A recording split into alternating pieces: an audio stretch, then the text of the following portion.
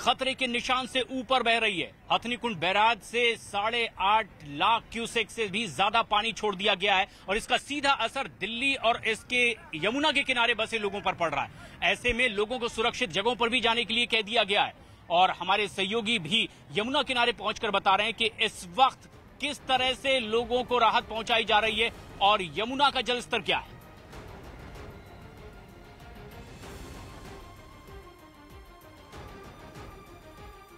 दिल्ली में यमुना अपने उफान पर है। लोहे के पुल से आपको तस्वीरें दिखाते हैं कि किस तरीके से यमुना में तेज बहाव के साथ पानी बह रहा है। आप देखेंगे, ये देखिए, यहाँ लोहे के पुल से उस जगह से हम आपको रिपोर्ट दिखा रहे हैं जो पिलर है लोहे के पुल में बिल्कुल यमुना के बीचों बीच, उसके ऊपर से रिपोर्ट देखिए। देखिए यहाँ एक नए ब्रिज का पिलर बना हुआ था, किस तरह से पानी यहाँ से टकरा रहा है और वो लहर में तब्दील होकर एक रौद्र रूप दिखा रहा है। आपको बता दें कि प्रशासन की तरफ से कहा गया है कि जो जलस्तर है वो 207 मीटर तक पहुंचेगा। इसका मतलब यह है कि यमुना से सटे जितने भी निचले इलाके हैं वो पानी में डूब जाएंगे और प्रशासन ने उसके लिए पूरी तरह से तैयारी की है। तैयारियों में जो एहतियात बरती गई है वो आप देखेंगे, जो लोहे का पुल है वो उस पर यातायात रोक दिया गया है। कल से इस पर यातायात रोका हुआ है। हालांकि जो रेलवे लाइन है वो चल रही है, उस पर धीमी गति से ट्रेन गुजर रही है और जो जितने भी निचले इलाके हैं वहाँ से लोगों को निकाल दिया गया है। एहतियातन ऊपरी इलाकों में शिफ्ट किया गया है, कैंप्स बनाए गए हैं प्रशासन की तरफ से। प्रशासन पूरी तरह से अपनी तैयारी कर रहा है, लेकिन 207 मीटर पर जब पहुंचेगा जल स्तर तब यमुना का विकराल रूप दिल्ली में देखने को मिलेगा। आपको बता दें कि ये जब हथनीकुंड बैराज से करीब 8 लाख से ज़्यादा क्यूसेक पानी छोड़ा गया है, वो हथनीकुंड बैराज के इतिहास में एक बड़ी मात्रा है, अधिक मात्रा में छोड़ा गया है और निश्चित रूप से उसका असर दिल्ली में देखने को मिलेगा। कैमरा पर्सन विकास ठाकुर के साथ जावेद मंसूरी, न्यूज़ 18 इंडिया, दिल्ली।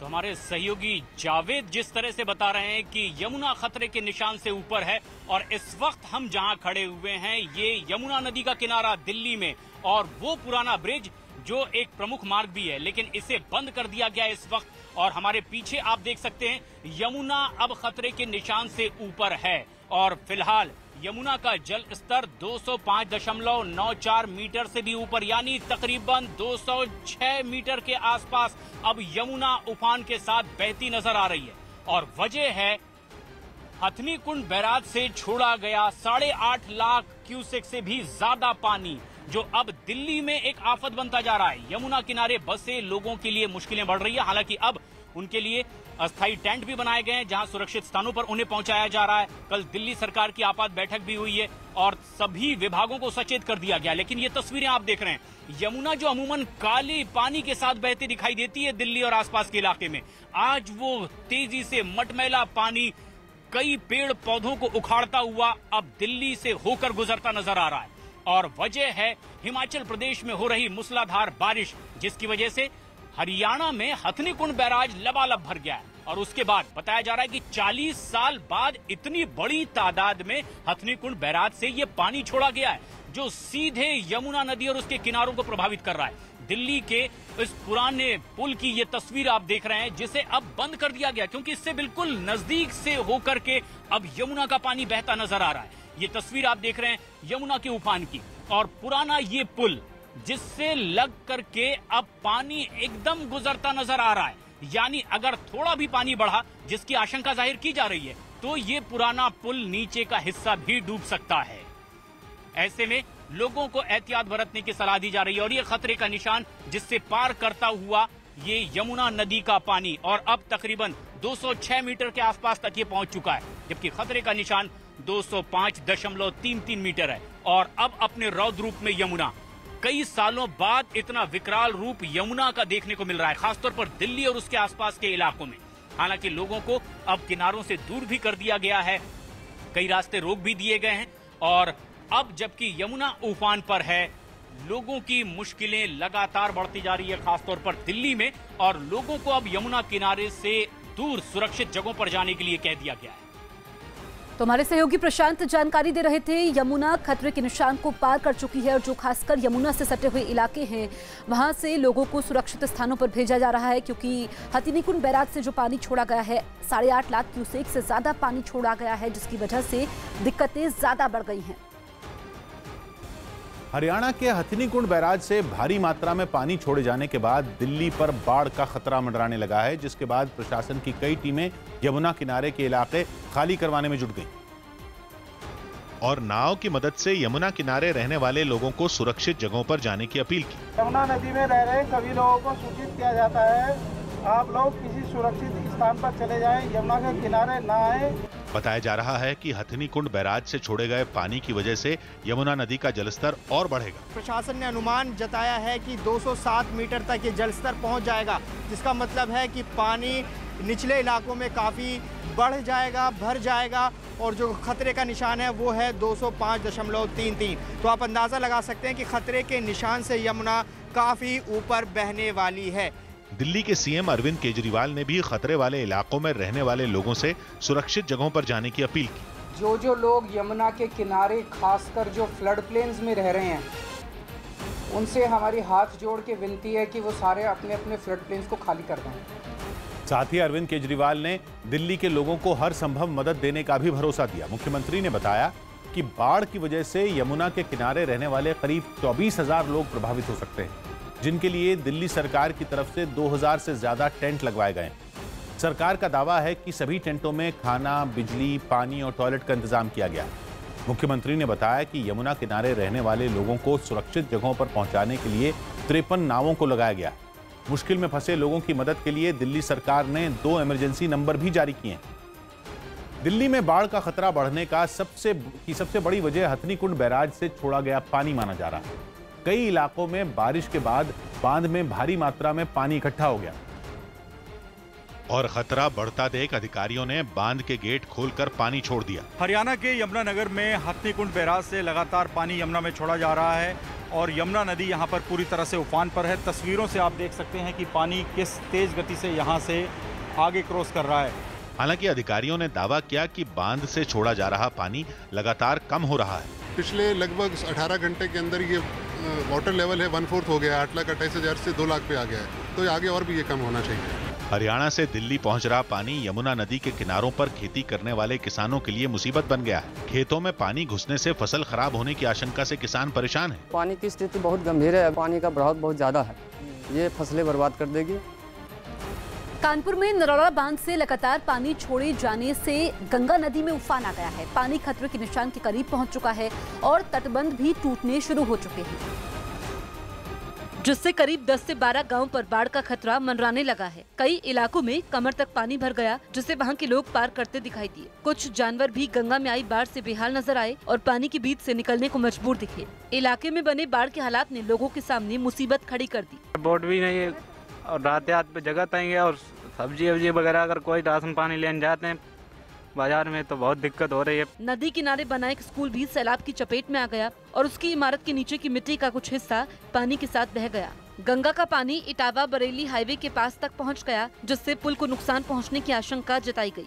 नरौरा बांध से 1,12,000 क्यूसेक पानी गंगा में छोड़ा गया, जिसने लोगों की मुश्किलें बढ़ा दी। बाढ़ का खतरा झेल रहे लोगों ने प्रशासन पर उनकी अनदेखी का आरोप भी लगाया। कोई सुनवाई नहीं। यहाँ 3 साल से हमारा गांव ये तीसरा की बढ़िया। वहीं प्रशासन ने बाढ़ के हालात पर नजर बनाए रखने और लोगों को हर संभव मदद का भरोसा दिया। किसी के आवास में कोई नुकसान होता है या कोई पशुओं का नुकसान होता है या फिर जो कृषि से संबंधित होगा तो सबकी क्षतिपूर्ति करवाई जाएगी। राजस्थान के भीलवाड़ा में पुलिस ने बिजली विभाग के 2 कर्मचारियों को तारों के ऊपर स्टंट करने के आरोप में गिरफ्तार कर लिया। बताया गया कि गुलाबपुरा इलाके में रहने वाले लोगों ने बिजली नहीं आने की शिकायत की थी, जिसके बाद पावर सप्लाई बंद करके बिजली विभाग के 2 कर्मचारी गुलाबपुरा पहुंचे, लेकिन नीचे नदी का पानी बढ़ जाने की वजह से गांव तक पहुंचना मुश्किल हो गया। इसके बाद दूसरी तरफ जाने के लिए एक कर्मचारी बिजली के तारों के ऊपर चढ़ गया, जबकि दूसरा कर्मचारी बिजली के खंभे पर ही बैठा नजर आया। इस बीच तेज धार में बह रही मानसी नदी के ऊपर जा रहा कर्मचारी तारों पर स्टंट करने लगा। कभी वो तारों पर झूल जाता तो कभी वो तारों पर बैठकर धीरे धीरे आगे की तरफ खिसकने लगता। कभी वो तारों पर खड़ा हो जाता और चलने लगता। कई बार ऐसा लगा कि तारों पर स्टंट करता आदमी नीचे गिर जाएगा, लेकिन गनीमत ये रही कि आदमी दूसरी तरफ पहुंचने में कामयाब रहा। इस बीच नीचे खड़े लोग इस आदमी के स्टंट को देखकर हादसे की आशंका से डरे नजर आए। मामले की जानकारी मिलने पर पुलिस ने शांति भंग करने के आरोप में दोनों कर्मचारियों को गिरफ्तार कर लिया।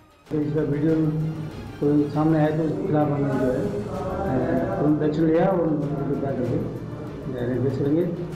बताया गया कि जिन कर्मचारियों पर स्टंट करने के आरोप लगे वो पिछले 10 साल से वहां काम कर रहे थे। 1965 में रिलीज हुई जेम्स बॉन्ड की फिल्म थंडरबॉल्ट के प्रमोशन के लिए इस्तेमाल की गई एस्टन मार्टिन कार दुनिया की सबसे महंगी कार बन गई। एक रिपोर्ट के मुताबिक बॉन्ड कार के नाम से मशहूर 1965 की Aston Martin DB5 car 45 crore रुपए में नीलाम हुई। अमेरिका के कैलिफोर्निया में हुई इस नीलामी में सिर्फ 7 लोगों ने हिस्सा लिया। बताया गया कि नीलामी शुरू होने के महज 5 सेकंड के भीतर जेम्स बॉन्ड की एस्टन मार्टिन कार बिक गई। जेम्स बॉन्ड की फिल्म थंडरबॉल्ट के लिए खास तौर पर बनाई गई इस कार में 13 ऐसी खूबियां थीं जो आम कार में नहीं होती। इनमें घूमती नंबर प्लेट, खुलने वाली छत के अलावा गाड़ी के आगे और पीछे की तरफ लगाई गई बंदूक भी शामिल है। जम्मू में तवी नदी की लहरों के बीच कुछ मछुआरों की जान अचानक फंस गई। मछुआरों को बचाने के लिए वायुसेना ने अपने मी-17 हेलीकॉप्टर से रेस्क्यू ऑपरेशन शुरू किया ताकि फंसे हुए मछुआरों को बाहर निकाला जा सके। वायुसेना के जवानों ने पेशेवर अंदाज में फंसे हुए लोगों को एयरलिफ्ट किया। आसपास मौजूद सैकड़ों लोगों ने सीटियां और तालियां बजाकर वायुसेना का अभिनंदन किया। मछुआरे रोज की तरह तवी नदी के पानी में मछलियां पकड़ने पहुंचे थे, लेकिन नदी में अचानक पानी का स्तर बढ़ गया। लहरों के बीच 4 लोगों की जान फंस गई। पानी इतनी तेज गति से बहने लगा कि सब कुछ अपने साथ बहाकर ले जाने पर तुला दिखने लगा। कुछ लोग यहाँ पे मछलियाँ पकड़ने जाते हैं, वो फंसे हुए थे, तो पीछे से बाढ़ आ गई थी, पानी एकदम से आ गया, वो मछली पकड़ रहे थे, बीच में फंस गए थे। 2 मछुआरे तो एक दीवार पर बैठ गए, लेकिन 2 मछुआरे पानी की चपेट में आ गए। लहरें दोनों को बहाती हुई बहुत दूर ले गईं। हेलीकॉप्टर में आए वायुसेना के जवान सीढ़ियों से उतरकर बह रहे लोगों तक पहुंचने की कोशिश करते दिखे, लेकिन तब तक मछुआरे बहकर काफी दूर निकल गए। गनीमत यह रही कि पानी में बहे मछुआरे एक दीवार से टकरा गए, जिन्हें बाद में एनडीआरएफ की टीम ने मुसीबत से बाहर निकाल लिया। लेकिन दीवार पर फंसे मछुआरों की जान अब भी मुसीबत में थी, जिनकी जिंदगी महज चंद इंच चौड़ी एक दीवार पर टिक गई। दूर दूर तक केवल गुस्से में उमड़ रही लहरें दिखने लगी। खौफनाक मंजर का सामना कर रहे दोनों मछुआरों के पास पहुंचना वायुसेना के जवानों के लिए आसान नहीं था, क्योंकि हेलीकॉप्टर को ज्यादा नीचे लाया नहीं जा सकता था। विंड स्पीड इतनी ज्यादा हो गई थी पानी की वजह से कि वो हेली को ओवर करने में बहुत ज्यादा प्रॉब्लम आ रहा था, इसलिए पायलट्स को जगह नहीं मिल पा रही थी, उनको एडजस्ट करना पड़ रहा था बार बार। इसलिए गरुड़ कमांडो को रस्सी के सहारे नीचे भेजने का फैसला लिया गया। गरुड़ कमांडो इस तरह के मिशन के लिए खास तौर पर ट्रेन किए जाते हैं। हेलीकॉप्टर से नीचे उतरते वक्त रस्सी को पकड़े रहना और तेज हवाओं के बीच बैलेंस बनाए रखना आसान नहीं है। सैकड़ों लोग सामने के पुल पर खड़े होकर रेस्क्यू मिशन देखने लगे। दोनों मछुआरों की ही नहीं बल्कि रेस्क्यू ऑपरेशन देख रहे हर शख्स की जान हलक में अटकी थी। धीरे धीरे नीचे उतरता हुआ जवान रस्सी के सहारे उस दीवार पर पहुंच गया, जिस दीवार पर मछुआरे बैठकर मदद का इंतजार कर रहे थे। जम्मू की तवी नदी में फंसे लोगों को निकालने के लिए एयरफोर्स का यह प्रयास आप देखिए कि अपनी जान पर खेलकर जवान जो हैं इन लोगों को निकालने का प्रयास यहाँ पर कर रहे हैं। फंसे हुए लोगों तक गरुड़ कमांडो तो पहुँच गए, लेकिन चुनौती दोनों मछुआरों को मुसीबत से निकालने की थी। और सबसे बड़ी मुश्किल ये थी कि दोनों मछुआरे बेहद डरे हुए थे। उन्हें रस्सियों के सहारे एयरलिफ्ट करने से पहले उनका डर दूर करना सबसे जरूरी हो गया।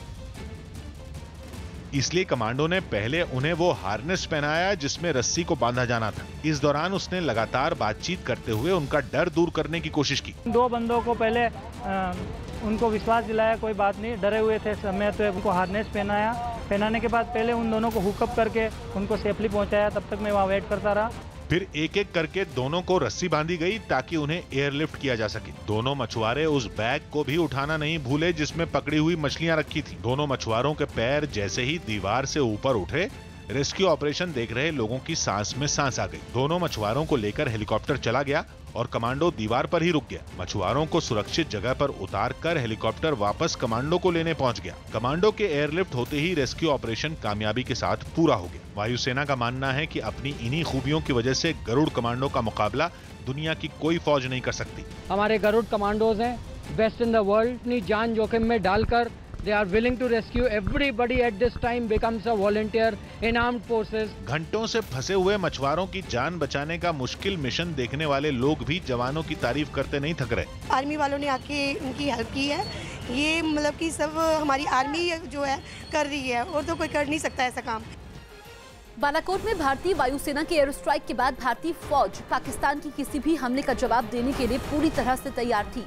जानकारी के मुताबिक सेना प्रमुख जनरल बिपिन रावत ने इस बात की जानकारी सरकार को भी दे दी थी कि अगर पाकिस्तान ने कोई भी गुस्ताखी की तो उसे उसी की भाषा में जवाब दिया जाएगा, जिसके लिए सेना पूरी तरह से तैयार बैठी थी। अगर पाकिस्तान से हमला होता तो भारतीय फौज ने पाकिस्तान के अंदर दाखिल होकर हमले का प्लान तैयार कर लिया था। पुलवामा आतंकी हमले के बाद सरकार जब हवाई हमले करने समेत कई विकल्पों पर विचार कर रही थी, तब सेना प्रमुख ने सरकार को अपनी तैयारियों के बारे में बता दिया था। उत्तराखंड में हुई भारी बारिश के बाद लोगों पर मुसीबतों का पहाड़ टूट पड़ा। राज्य के सभी जिलों में बाढ़ से हालात पटरी से उतर गए। पहाड़ों के खिसकने की घटनाओं से भी कई लोगों की जान ली। उत्तराखंड के रामनगर में छुट्टियां बिताने गया एक परिवार भी सैलाब की चपेट में आ गया। जो उफनते नाले को पार करने की कोशिश कर रहा था, गाड़ी चला रहे आदमी को लगा कि वो नाले को पार कर जाएगा। उसे सैलाब की ताकत का जरा भी अंदाजा नहीं हुआ और नाले को पार करते वक्त उसकी गाड़ी बीच में फंस गई। पानी का बहाव इतना तेज था कि गाड़ी में फंसे लोग अपनी जगह से 1 इंच नहीं हिल पाए। गाड़ी डूबने लगी तो उसमें फंसे लोग बाहर निकल आए। एक महिला और उसके पति को देखा भी गया। बच्ची कार के अंदर ही फंसी बताई गई। बचाव दल ने रस्सी की मदद से उन्हें बचाने की कोशिश की, लेकिन कामयाब नहीं हुआ। ये मंजर देख किनारे खड़े लोगों का भी गला सूख गया। वो बुरी तरह सहम गए। सैलाब में बहते हुए आदमी आगे चला गया, उसकी पत्नी भी बह गई। इसके बाद लहरों ने भारी भरकम गाड़ी को भी पलटकर नीचे फेंक दिया।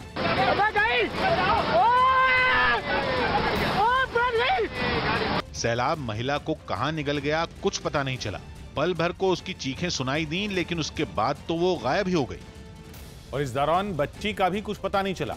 महिला की भी मौत की आशंका जताई गई। जब गाड़ी पलटकर नीचे आई तो अंदर बच्ची की तलाश की गई, पर बच्ची कहीं नहीं मिली। एक आदमी जरूर गाड़ी से निकलता हुआ दिखा, उसे बाद में बचा भी लिया गया। बच्ची भी बहते हुए आगे चली गई थी और उसे भी रेस्क्यू कर लिया गया। हालांकि उस वक्त तक वो बेहोश हो चुकी थी। बच्चे को बहते हुए में से आधे बहुत पानी में से निकाला गया है। इस बच्ची लड़की को, छोटी सी लड़की को। रामनगर में हुए इस हादसे में एक महिला की मौत हो गई। हादसे का शिकार हुआ ये परिवार दिल्ली से वहाँ छुट्टियां बिताने के लिए गया था, लेकिन लहरों ने पूरे परिवार को तोड़ दिया। सिर्फ यही गाड़ी नहीं, एक यात्री बस भी सैलाब में बह गई। इस हादसे की कुछ तस्वीरें भी आईं। बताया गया कि बस में 25 यात्री थे, जिन्हें बिना वक्त गंवाए बचा लिया गया।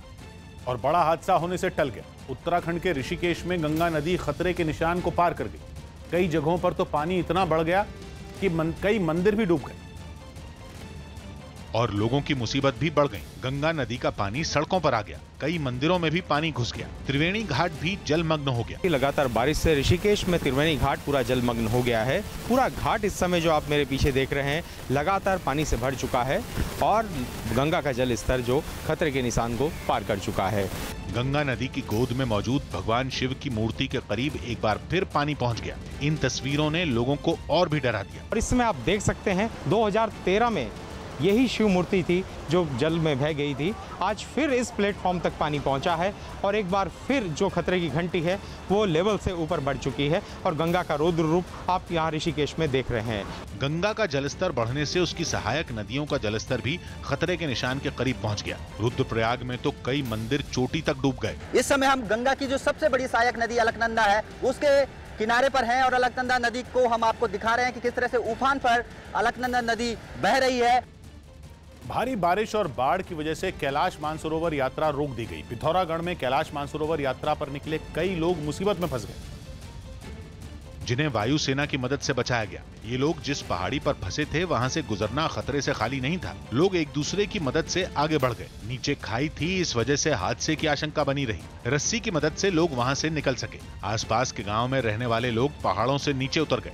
ये काफी खतरनाक था, लेकिन लोगों ने जान का जोखिम उठाया और इसके बाद प्रशासन ने उत्तराखंड में कैलाश मानसरोवर यात्रा का रूट बंद कर दिया। राज्य में दूसरे जिलों में भी बाढ़ से हालात खराब रहे। नदियों और नालों का जलस्तर बढ़ने से कई पुल भी डूब गए। बारिश के चलते NH 121 एक बार फिर बाधित हुआ है। यहाँ आप देख सकते हैं रिंगोड़ा नाला आया है, यहाँ फिर एक बार ट्रैफिक जाम हो गया है। बारिश और बाढ़ की वजह से कई जगहों पर पहाड़ों के खिसकने की भी घटनाएं हुई। इससे राज्य में नेशनल हाईवे और कई अहम रूट को नुकसान पहुंचा और एक बार फिर उत्तराखंड की रफ्तार थम गई। पिथौरागढ़ और नैनीताल जाने वाला रूट तो कई घंटों तक बंद रहा। हालांकि पहाड़ का मलबा हटाने के लिए प्रशासन की तरफ से देर नहीं की गई। उत्तराखंड के चमोली इलाके में भारी बारिश के बाद इस तरह से लैंडस्लाइड आपको दिखाई दे सकती है। ये चमोली इलाके का वो हिस्सा है वो हाईवे है जो ऋषिकेश, देहरादून से लेकर जौलजीबी, पिथौरागढ़, नैनीताल, हल्द्वानी सब जिलों की तरफ जाता है। आप देख सकते हैं लोग पैदल जा रहे हैं क्योंकि यहाँ पर भारी मलबा आया है, जिसके बाद लैंडस्लाइड के बाद जेसीबी मशीन को लगाया गया है। रूट बंद होने से वहाँ काफी लंबा जाम लग गया। लोग भूखे प्यासे घंटों जैम में फंसे रहे। भारी बारिश और नदियों के जलस्तर में बढ़ोतरी ने भी लोगों की मुसीबत बढ़ा दी। हम इस समय चमोली से कर्णप्रयाग के रूट पर हैं, लेकिन रास्ते में पिंडर नदी का बहाव अब तेज हो गया है। नदी उफान पर है, रुक रुक कर बारिश हो रही है, जिसके बाद जो नदियां हैं उनका जलस्तर बढ़ चुका है और लगातार उफान पर ये नदियां हैं, क्योंकि कई ऐसे नाले हैं जो नदियों से जुड़ते हैं और यही वजह है कि जो नदियों का पानी कम था, बढ़ रहा है। मौसम विभाग के मुताबिक उत्तराखंड में अगले 24 घंटे भारी बारिश का सिलसिला जारी रह सकता है। और अगर ऐसा हुआ तो हालात और भी खराब हो जाएंगे, क्योंकि उत्तराखंड में अब तक हुई तबाही में करीब 50 लोग अपनी जान गंवा चुके हैं।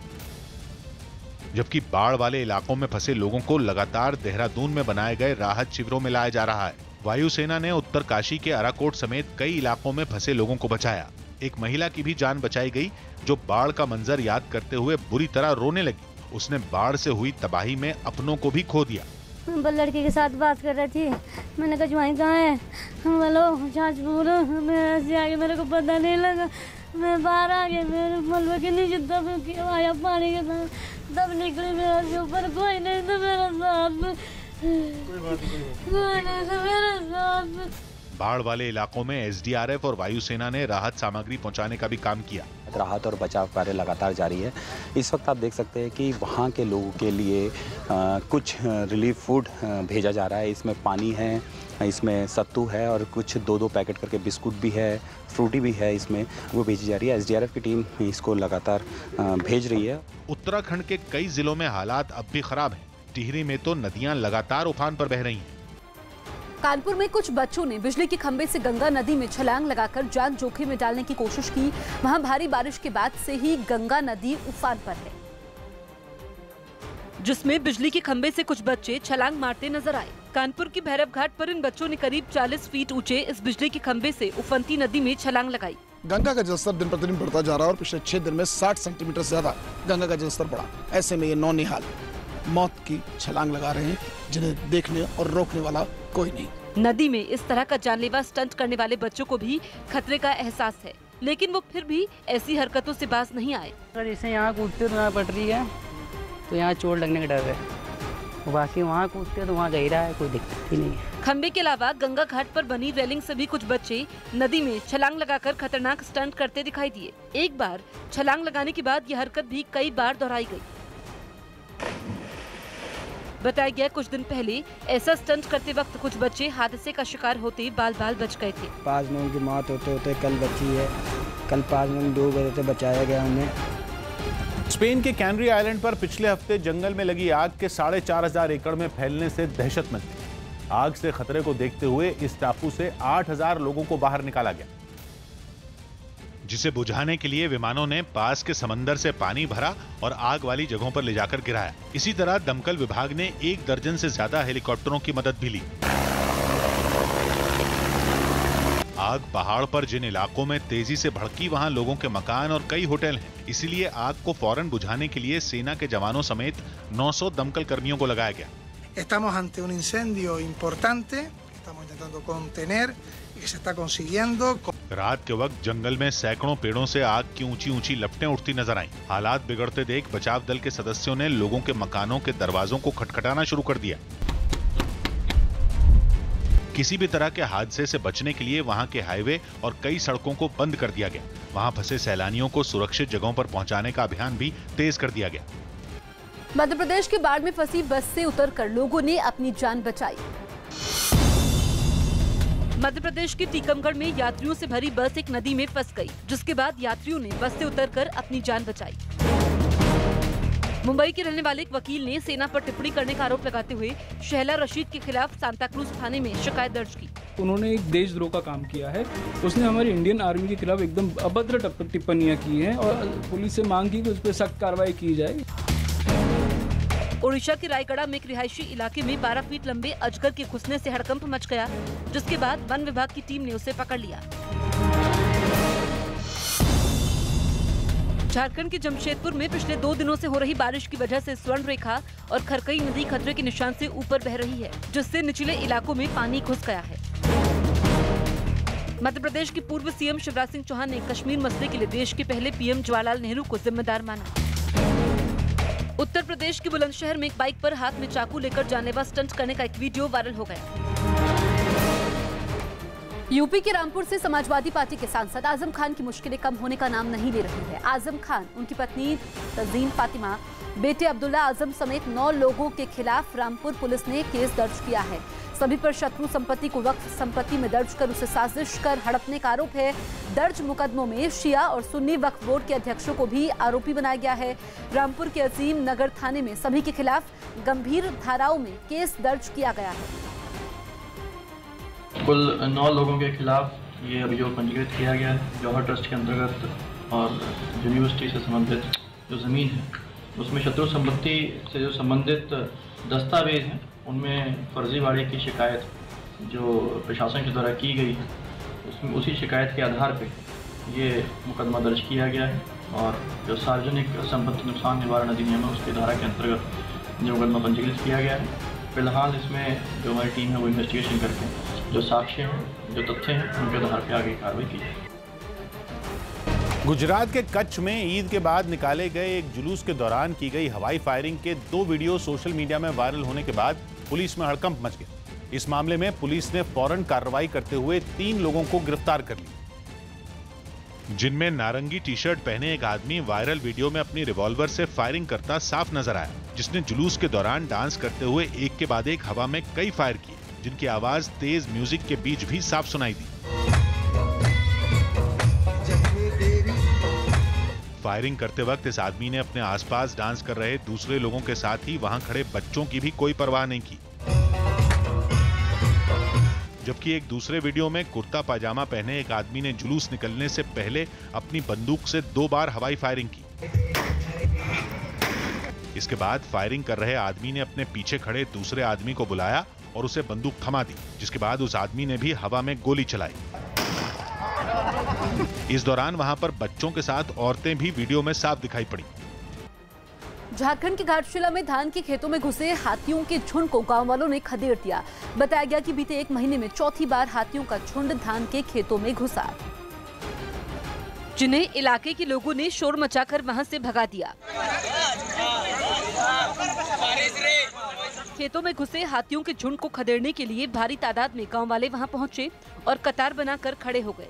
जब तक गांव वालों ने हाथियों को जंगल में नहीं खदेड़ दिया, तब तक वो खेतों के पास ही डटे रहे।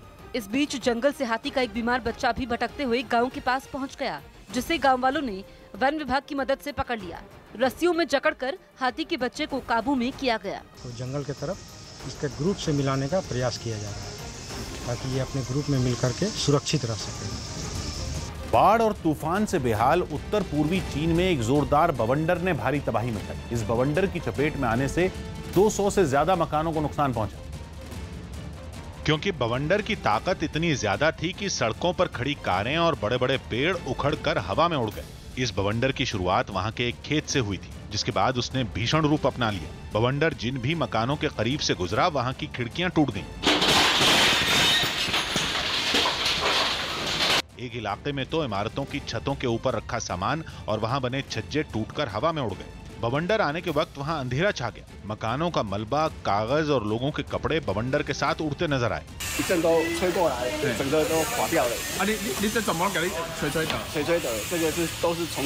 बवंडर की चपेट में आने से 6 लोग जख्मी हो गए, जबकि टूटी फूटी गाड़ियां और कारें सड़कों के किनारे खड़ी नजर आईं। इस बवंडर की रफ्तार 125 किलोमीटर प्रति घंटा से ज्यादा थी। बवंडर के गुजरने के बाद राहत और बचाव का काम शुरू किया गया। इसरो आज चंद्रयान 2 को चांद की कक्षा में प्रवेश करेगा। अब से थोड़ी देर यानी आपको बता दें कि चंद्रमा की कक्षा में चंद्रयान 2 दाखिल हो जाएगा। इसरो चंद्रयान 2 पर लगे 2 मोटरों को सक्रिय कर उसे चांद की कक्षा में पहुंचाने का अभियान पूरा करेगा। इस इसरो के वैज्ञानिकों और चंद्रयान 2 के लिए अब अग्नि परीक्षा होगी। ये इस मिशन के सबसे मुश्किल अभियानों में से एक है। चंद्रयान 2 को 22 जुलाई को श्रीहरिकोटा प्रक्षेपण केंद्र से रॉकेट बाहुबली के जरिए छोड़ा गया था। आरएसएस प्रमुख मोहन भागवत ने आरक्षण पर चर्चा का मुद्दा उठाया, जिस पर जबानी जंग छिड़ गई। मोहन भागवत ने एक कार्यक्रम के दौरान आरक्षण पर दिए अपने पुराने बयान पर मचे बवाल का जिक्र किया और आरक्षण पर सौहार्दपूर्ण माहौल में चर्चा की पैरवी की। आरक्षण के पक्ष के लोग आरक्षण के विपक्ष के लोगों का विचार करके जब कुछ बोलेंगे करेंगे, और आरक्षण के विपक्ष में जो है वो आरक्षण के पक्ष के लोगों का विचार करके कुछ करेंगे बोलेंगे, तब इसका हल 1 मिनट में निकल आएगा बिना कानून। जिस पर तीखे तेवर दिखाते हुए कांग्रेस ने आरक्षण पर बहस की हर संभावना पर फुल स्टॉप लगा दिया। कोई चर्चा आरक्षण पर नहीं हो सकती, तब तक नहीं हो सकती है जब तक जितना प्रतिशत आरक्षण देने की बात हुई है वो पूरा नहीं होगा। बीएसपी ने भी भागवत के बयान को शक की नजर से देखा। उन लोगों को जो परम पूज्य बाबा साहब को अपने आप को फॉलोअर मानते हैं, सोचना और समझना चाहिए कि भारतीय जनता पार्टी के शासनकाल में और संघ के रहते हुए उनके हित सुरक्षित नहीं है। जबकि आरजेडी ने मोहन भागवत को उनके बयान के लिए गंभीर नतीजे भुगतने की चेतावनी दे डाली। आग से खेलने की कोशिश कर रहा है। अवाम सड़कों पे आएगी ना, इस तरह के तमाम जो सौहार्दपूर्ण माहौल के शब्द भाव के अंदर बात होने की चर्चा हो रही है ना, वो सब खत्म हो जाए। मोहन भागवत ने बिहार विधानसभा चुनाव से ठीक पहले आरक्षण नीति की समीक्षा करने की वकालत की थी, लेकिन इस बार मोहन भागवत ने आरक्षण के मुद्दे का हल आपसी बातचीत से निकालने का सुझाव दिया, जिसके बाद केवल विपक्ष ही नहीं, बीजेपी के सहयोगियों ने भी इसका विरोध किया और जेडीयू ने मोहन भागवत के सुझाव को मानने से इनकार कर दिया। जनता दल यू इसको स्पर्श करने भर के भी खिलाफ, चर्चा की तो बात छोड़ती। केवल जेडीयू ने ही नहीं, न्यूज 18 से बातचीत में बीजेपी की सहयोगी आरपीआई ने भी आरक्षण पर चर्चा की बात से असहमति जताई। आरक्षण हो ना हो, सभी मुद्दों पे वापस बात होनी चाहिए। क्या आप इससे सहमत हैं? मुझे लगता है कि ऐसी बातचीत करने की कोई आवश्यकता मुझे लगता है कि लगती नहीं है। मौजूदा वक्त में कई जातियों को आरक्षण के दायरे में रखा गया है, जिसकी वजह से उन्हें शिक्षा, सरकारी नौकरियों, चुनाव और सरकारी योजनाओं का फायदा मिलता है। देश में फिलहाल अनुसूचित जातियों को 15% आरक्षण मिलता है, जबकि अनुसूचित जनजातियों को 7.5% आरक्षण मिलता है। वहीं ओबीसी यानी पिछड़ी जातियों को 27% आरक्षण दिया गया है।